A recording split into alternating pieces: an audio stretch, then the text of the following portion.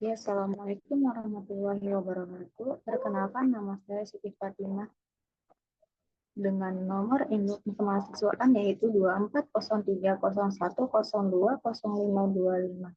Di sini saya akan mempresentasikan hasil UAS Manajemen Strategi saya dengan judul Strategi Korporasi pada PT Pos Indonesia.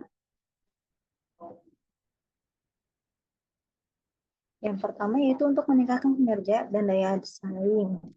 PT Pos Indonesia sebagai perusahaan negara yang bergerak di bidang jasa, pos, dan logistik memerlukan strategi korporasi yang efektif dalam meningkatkan kinerja dan daya saing.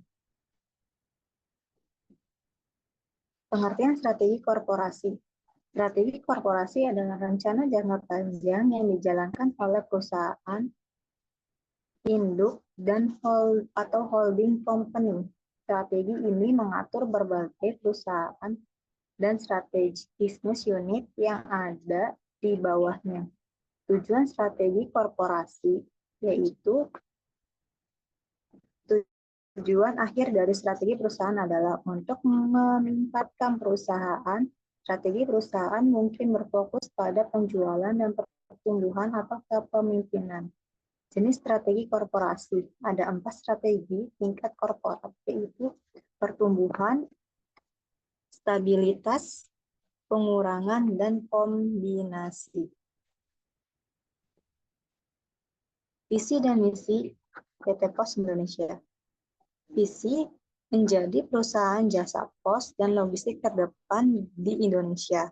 Misi yang pertama yaitu meningkatkan kualitas layanan, yang kedua meningkatkan efisien dan efektivitas operasional, yang ketiga meningkatkan daya saing dan pangsa pasar. Strategi korporasi PT Pos Indonesia yang pertama yaitu strategi pertumbuhan, meningkatkan jaringan dan infrastruktur, mengembangkan layanan baru, dan meningkatkan kualitas layanan. Strategi efisien, mengoptimalkan biaya operasional, mengembangkan teknologi untuk meningkatkan efisien dan efektivitas operasional.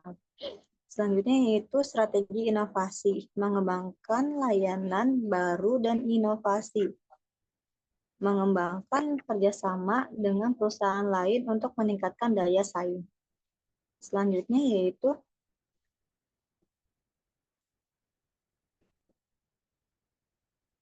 implementasi strategi korporasi. Yang pertama, membentuk tim implementasi strategi. Yang kedua, mengembangkan rencana aksi dan timeline. Yang ketiga, mengalokasikan sumber daya dan anggaran.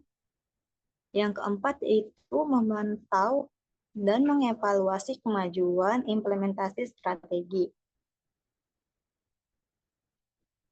Evaluasi dan pengukuran kinerja.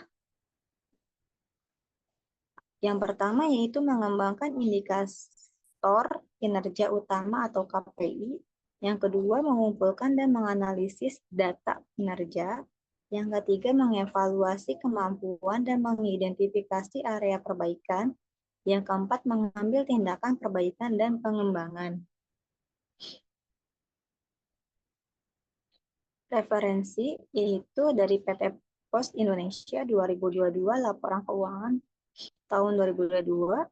Yang kedua yaitu Kementerian Badan Usaha Milik Negara atau BUMN tahun 2022, pedoman strategi korporasi BUMN. Yang ketiga yaitu Porter ME 1985